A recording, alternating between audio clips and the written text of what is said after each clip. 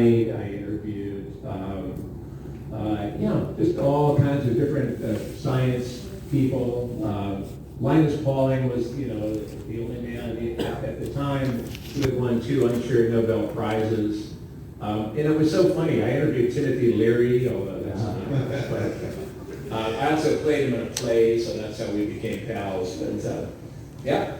Wow, that's so cool. And if that gives you guys hope, how many of you guys are trying to be in a movie or have been in a movie or want that as your career?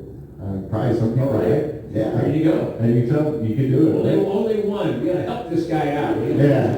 No, but you can tell them they can do it, right? Yeah, you can. Yeah, absolutely. I mean, again, that's how I got into it. A lot of people do ask me. That's the second most asked question. There's what's it like to work with Rob Zombie, and then how do I get into business? And I really had no idea. I mean, I was working on a ranch one summer in Wyoming, and this crazy kid, John Wright was his name, from Geneseo, Illinois, and he was 16, working on the same ranch in the summer, and he was a sugar freak, and he would eat the frosted flakes, he would drink the bug juice, he would have the fudge sickles. I mean, he was like pounding that fucking sugar. And what would happen is we would be out doing manual labor on a ranch, the Box R Ranch, and the hot sun would be baking down, and John would go into what I called sugar deliriums. That hot sun and all that fucking sugar. And he would go into these, he was like speaking, not quite in tongues, but in voices. He would like start singing snippets of top 40 songs. He would do cartoon voices and commercials and characters. And I would usually turn a deaf ear to him. And just, dig my irrigation ditch or whatever we're doing. And then one fateful day, he was blathering on, Captain Crunch, whatever he was talking about. And then all of a sudden, out of that came Texas Chainsaw Manicure, and then back to Captain Crunch. But I was like, this is the origin story. And it was like, what? And I just thought, and I just saw, I had a vision, woman goes into a beauty parlor, gets her hair done, sits under the dryer, beautician comes over, want anything else, she goes, I'll have a manicure. And so the beautician kind of smirks and calls to the back of the shop, manicure! And there's a silver door, of course, for all you chainsaw fans. And, this door kind of slides open, and out comes Leatherface, smoking fucking chainsaw. And he starts heading toward this poor woman trapped under the dryer. He comes over and starts just sawing her hands, like screaming, and horrible shit's going on. And then she passes out from terror. And then the beautician goes over and says, wake up. She goes, She has a fabulous manicure. Love it. Now we have to see this, right?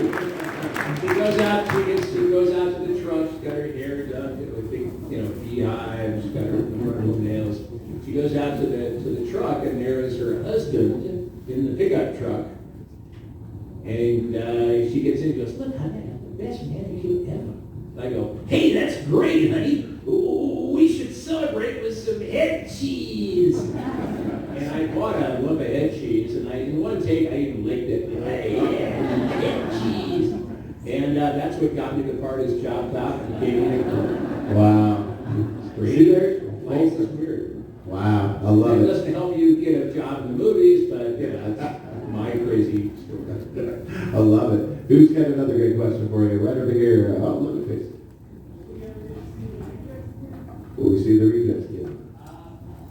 I have no idea. It was so funny because for many years, Sid and I would sit next to each other at different conventions, and people would come up after the rejects and say, "Is there going to be another rejects?" And I'd say, "Hey, Sid." He'd go, "What?" I said, "Is there going to be another rejects?" And he'd go, "Nope." And I go, "Why?" And then we would count to 3. 1, 2, 3. And in unison we'd say, "Because we're fucking dead." And, clearly something is thicker than blood. So we have Free from Hell, because we were shot, 4,000 times with rifles, close range. But we're fucking still alive. So you never know. You never know. Oh, I love that. That's great. All right, who's got another great question for us? Right here in the front, sir. The actor. Okay. Help this guy out.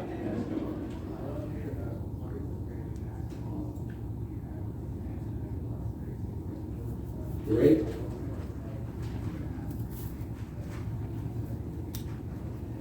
Mm-hmm.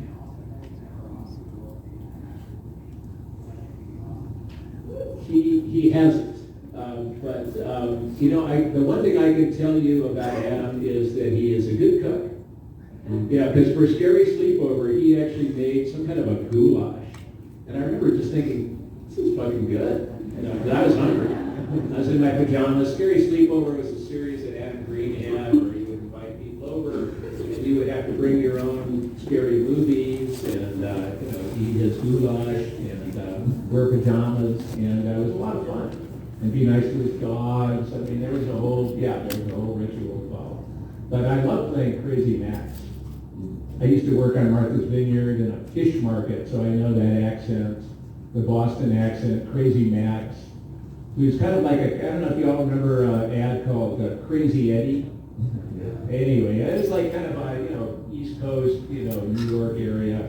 But it was like it was a crazy salesman, trying to sell a bunch of stereos and stuff. And he'd go, "Get it now! Our prices are insane!" And so I kind of adapted that to Crazy Max.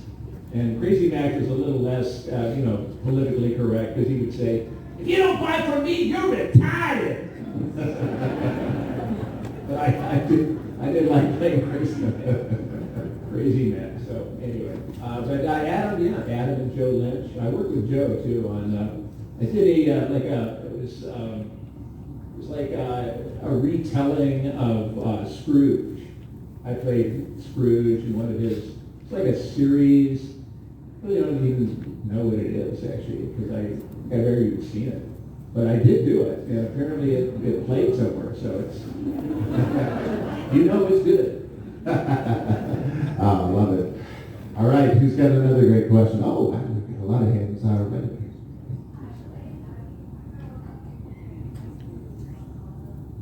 Thank you.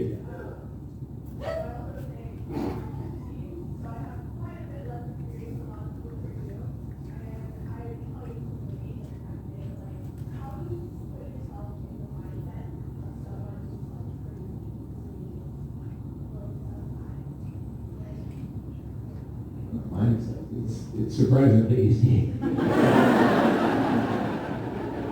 The best way to play a psycho, is that kind of what you're asking? Is I'm the only sane one in the room. That's the way to do it. Lights out.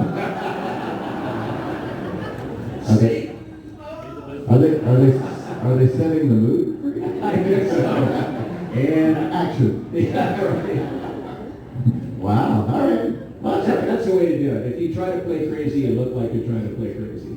And people that do try to play crazy look, I've always thought it was kind of dumb. But if you're the only sane one in the room, everything you do makes sense. And is justified. So that's the way I do it. Good. I hope that helps, 15. Right over here, sir.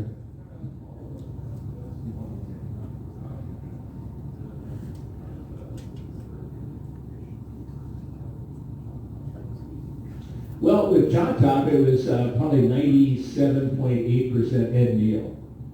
I thought fucking Ed Neal. When I saw the Texas Chainsaw Massacre, it really freaked me out. It was 1976. It was in Boston, Massachusetts, the combat zone, which is kind of like the Times Square of Boston.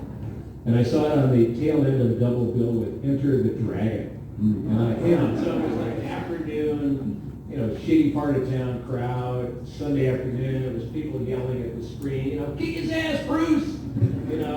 And then all of a sudden, the Texas Chainsaw came on, and everybody, just like the air went out of the theater. We were freaked out. And so You know, that really just, I think probably the scariest character was Ed's hitchhiker. You know, I mean, I got the great pleasure, and it was really wonderful to work with Jim Seedow, of course, the cook in Chainsaw 2. But Ed Neal was like just fucking amazing. I've never seen anybody scare you by hurting himself. That to me was like, what? He's like, but he's cutting his fucking hand open with a straight razor. What the fuck? That blew my mind. So when I got the part of Chop Top, I just, you know, basically, that was really the engine that ran that character. With Otis, I really thought at first that Rob Zombie wanted his own version of Chop Top, kind of a Chop Top redo, whatever that word is. But it was so funny because I kind of thought of myself, because that was my character, Chop Top. So it's kind of like a little life raft, you know, I'm Chop Top, I'm Chop Top. You know, that was my identity. And then when Rob hired me to play Otis, I thought he wanted, you know, as I say, Chop Top. But he kind of gently but firmly peeled me away from Chop Top and, you know, to Otis. Because I never really thought of myself, I thought of myself as kind of a sketchy Chop Top guy. I never thought of myself as like a fuck you know, Otis guy. But Rob saw that, I guess, and, you know, kind of slowly led me to Otis, which was really fantastic. It was a lot of fun. And then, you know, what I do is basically, I just read the script a bunch of times. And then, you know, what happens is your imagination's a muscle, just keep using it. And when I read the script a bunch of times, I kind of get the idea, I get the universe, I get the relationships. Sometimes you can even get what the character wants. I don't want to get too accurate about it. But, you know, you just make it real. And, you know, and don't worry about the law, stuff like that. Just kind of go for it. And that's really how I do it. I love that. Oh, D. Snyder. Yeah. You had no shirt on a second ago, by the way. It's still chilly here. But is there any part that you talk about books that you like to think on something or activated Not so much in House of a Thousand Corpses. You know, I mean, I jumped on the car when it was raining, and I was like, you know, yelling, you know, when the kids were trying to escape. But for the most part, no. I mean, that was Rob's first feature, and so I pretty much stuck to the script. We got a little looser after we had that experience. We got a little looser with Devil's Rejects.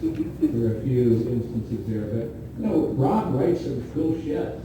So there really isn't, you know, there wasn't as much. Let's say, you know, Chainsaw 2. I think the original script was like 80 pages, and it's supposed to be like 96. And so there was a lot of room for, you know, making shit up. And so with Chop Top, it was like, I'd say half of Chop Top was improvised.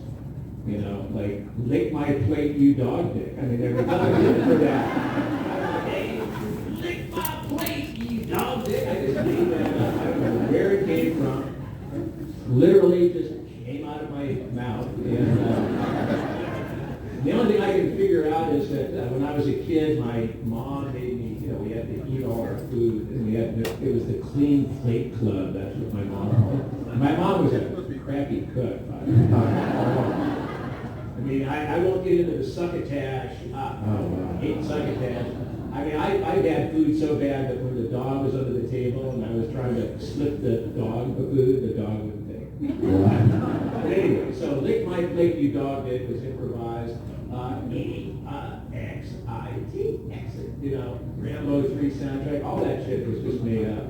And it was so funny because when we were doing the scene in the radio station where I am bashing the brains out of poor LG, you know, the name Lou Perryman, you know, we were doing, you know, take after take after take. And we were in a very closed space.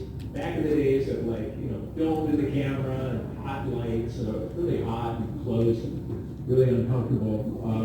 Each time, with each take, I'd be banging away on poor LG. Tom Savini is right off the frame, like pumping blood that's spraying out of at the top of LG's forehead. And the hammer I was using, the claw hammer, was actually made of foam rubber, and it had like a coat hanger wire in it just to kind of keep it in shape. And so a bunch of different takes, I would go like, hey, incoming mail. I mean, just all kinds of crazy shit. If I had a hammer, a 1, a 2, and a 3. It was Lawrence Welk. I mean, it was all kinds of crazy. And every once in a while, Toby would say cut, and then what's wrong? And I'd look, and the hammer would be better. All right. So we'd straighten it out. Tom Savini had to clean out poor LG, put some more blood in his pump, reset. And then finally we did about 12 takes. It was fucking hot, it was like, okay, we're kind of running out of juice. And I said, and Toby goes, yeah, that was great. Yeah, let's just do one more. And, and I turned him a little exasperated. And I said, Toby, am I doing something wrong? And he goes, oh, hell no, Bill, I'm just having fun watching you. If you're an actor, that's like the greatest thing you could ever hear in your life. I was like, oh, right, man, what? Yeah. Pounded away. So love that. Well, for the entertainment of the crowd, I got to ask you this. I was having barbecue with Ed Neal, which is an interesting thing in itself. And he told me that he was not in Texas Chainsaw 2 because he wanted too much money and it took away from the cocaine budget. So I'm wondering, was this set as crazy as it seemed? Or, I don't know, I wasn't there, he wasn't there, so. I was working so much, I never even had time for cocaine. I mean, because I was getting scale plus 10, they were working me like 20, I was doing 20-hour days. Because it was just Chop Top was a 3-hour makeup. Then we had to drive out to Prairie View. I don't know if you all know that, outside of Austin, where we were doing a lot of outdoor stuff. That was where the Texas Battleland was, which was an abandoned amusement park that I think was called Little Switzerland or something. Because there was a Matterhorn. That's why at the very end of Chainsaw 2, you see Stretch is on a Matterhorn. We worked so hard. Oh my God.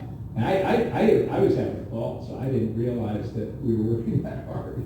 But I never really saw any evidence of any crazy shit going on because I was just working too hard. Yeah. I just mean it was just a different time. It was the 80s. There were no cell phones. There was less communication. So it just seemed like, I don't know, like a crazy summer camp maybe. Well, I remember there was one thing that I heard.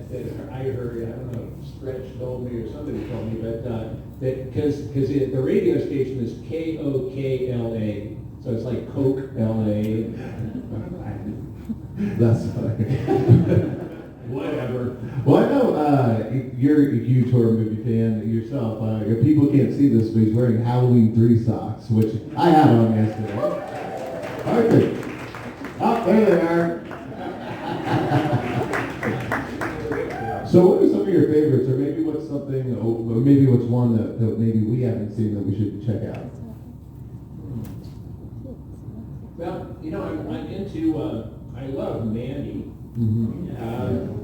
And Color Out of Space. I worked with Nicolas Cage back toward the end of 2019, November, December, in Japan on a movie called Prisoners of the Ghostland.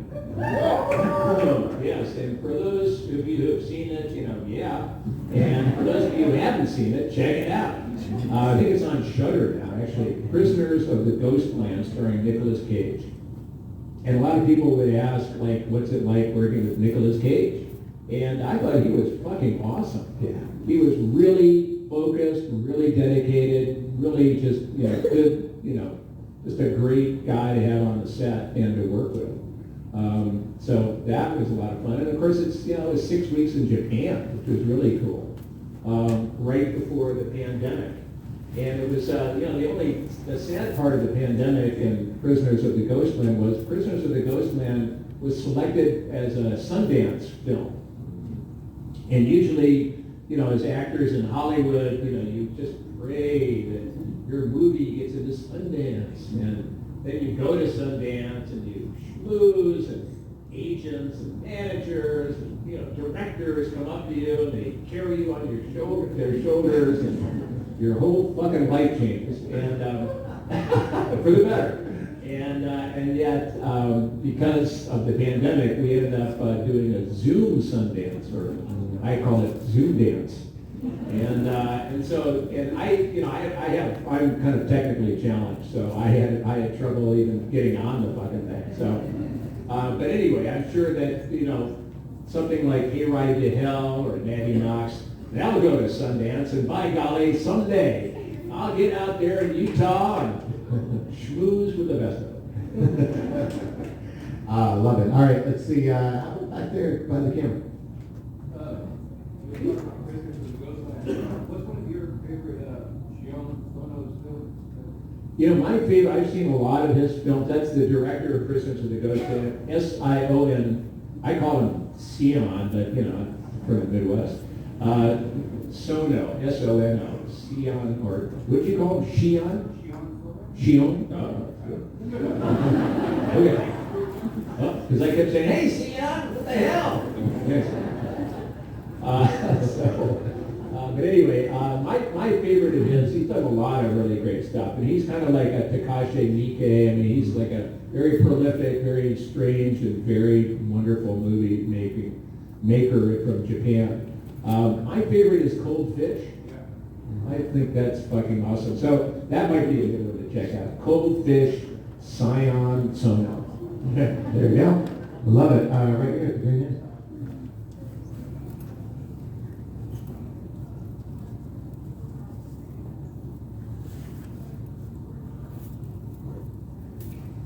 Well, that's a great question. Repo, the Genetic Opera, directed by Darren Lynn Bowsman. His passion project, after he'd done a couple of Saw movies and made Twisted Pictures like $250 million or something, and they said, well, let's have you do Repo, the Genetic Opera. So I got the job. I mean, I knew Darren from conventions, and Darren wanted me to play in Repo, the Genetic Opera. And he said to me, Bill, I know you can kill, but can you sing? And I had given him some of my CDs that I made with Buckethead from a band called Cornbugs. And all right. So I had given him a couple of CDs. I said, well, I gave you those Cornbugs CDs. He said, yeah, but can you sing? Thanks, Darren. So I had to audition vocally for it. And I remember going to the audition. I think I was auditioning Night Surgeon. And I went to the studio where the audition was being held. And I said hi to everybody, and I was there a little early, so I looked down onto the floor of the studio, and there at the microphone was one of the Pussycat Dolls. Mm-hmm.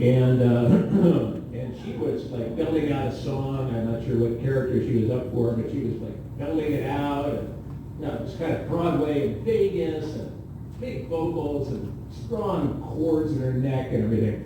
And I'm just thinking, I am fucked. Oh my God. I mean, I have taken a singing lesson every week for the last 30 years. But even so, I thought I was fucked. And so anyway, they said, okay, Bill, you're next. And I'm thinking, oh, okay, great. And so I knew the song. I knew how to sing the song in terms of like, peaking at the right times and all that stuff. But so I was familiar with it, but I was, it was intimidating. And they said, well, let's, here's some headphones. Let's do a little sound check in the microphone. So I went, okay, and it was like, I said, a fucking microphone. It was like a golden microphone. It sounded great. It sounded like I was in the shower or something. And it was like, wow, I just got so excited about the sound of the microphone that when they started playing the song, I was like singing, oh, you know, and man, fucking thing came out of me. And, you know, and I finished with a flourish, you know, night surgeon! And, you know, I looked up and they, you know, there were all the guys like looking through the window down at me and they were all going like, I was like, wow. And I walked out of there thinking, that was wild. So that's how I got the job. Wow, that's fun. All right, right over here at the end. Matt, big Matt. It was pretty good. I didn't really have a lot of, you know, chats with him, but he, well, you know, tiny, man, he's a brother. So it was great. I mean, he didn't say much.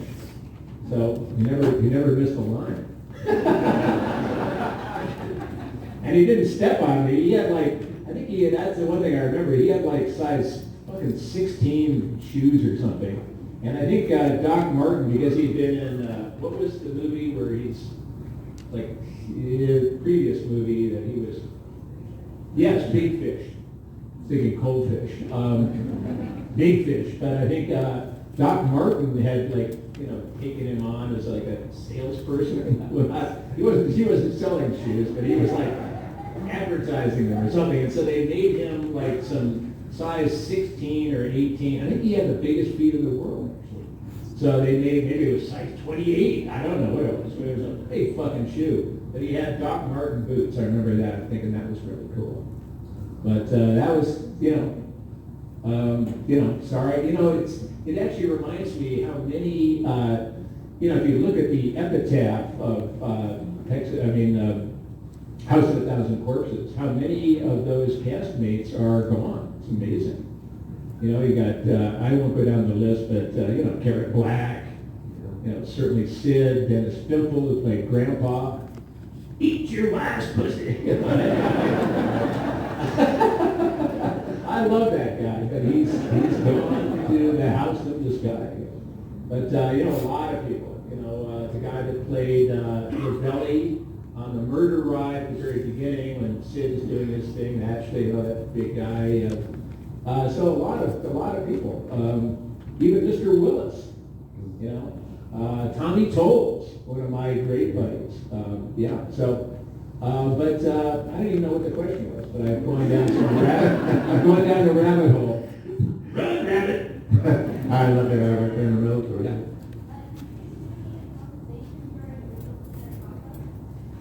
You know, it was interesting. I did, because what we did was we recorded the whole thing beforehand. And that was a challenge to me, or so I thought, because, you know, when you sing a song, you kind of set the emotion. And that was where Darren was very good. You know, he would kind of give us the general emotional landscape of the songs we were singing. So what we did was when we actually shot the movie, we recorded it in LA, but we shot it in Toronto. And, I'm sorry for you Canadians, Toronto. But when we did that, you know, we basically lip synced. And what I was afraid that, you know, I would then, if I felt something different as an actor, I had already, you know, basically written in stone, you know, the vocals, so I would have to kind of have some kind of a conflict between, you know, what I had sung and what I was, you know, doing. But it worked out great. We just, you know, sang our little parts out and danced away. It was funny because we actually had a dance instructor. And who then went on to like, what is that show? It's like somebody, you know, Canada's Got Talent. She was one of the judges, so she was curious. And what I did was immediately, when I saw people like, you know, doing all their dance moves, I just said, Luigi is going to be the guy that can't dance. I just said, look, I don't even want to go down that road. I do not want to, you know, 1, 2, 3. And no, spin. So please, just back off. So, you know, but I didn't really dance that much, and the singing and the acting really was a great blend. I thought that Darren Bowsman did such a good job, and he was a really, you know, great guy. You know, my favorite person on the set was Paul Sorvino. I thought he did such a great job. You know, God, I just love that guy. So, Yeah. I love that. Well, we've got time for one more question. Who's got a really, really good one? Because we got a Monster Squad panel coming in here, and Bill's got to get all ready. You got to get the wig. You got to come out to the photo op. making the T-shirt. Yes, of course. All right, yes, sir, right here.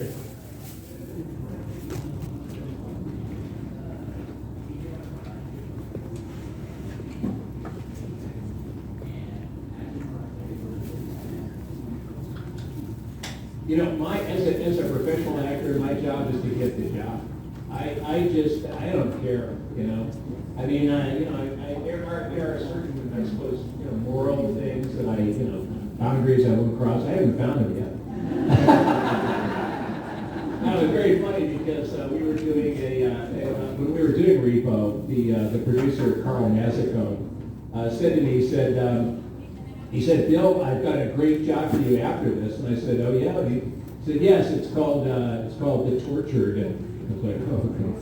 And I said, yeah? And he goes, well, yeah, you play a child molester, a child killer. And I was like, come on, man. And I said, dude, I've got kids. I'm not going to play like the child killer. And because it was little boys. I mean, it was like, dude. And he told me how much he was going to pay, and I went, show me the boy.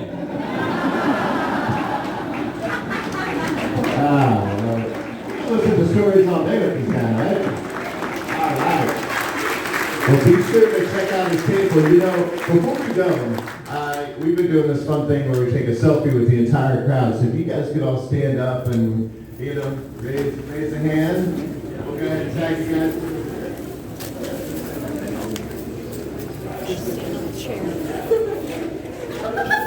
Everybody in?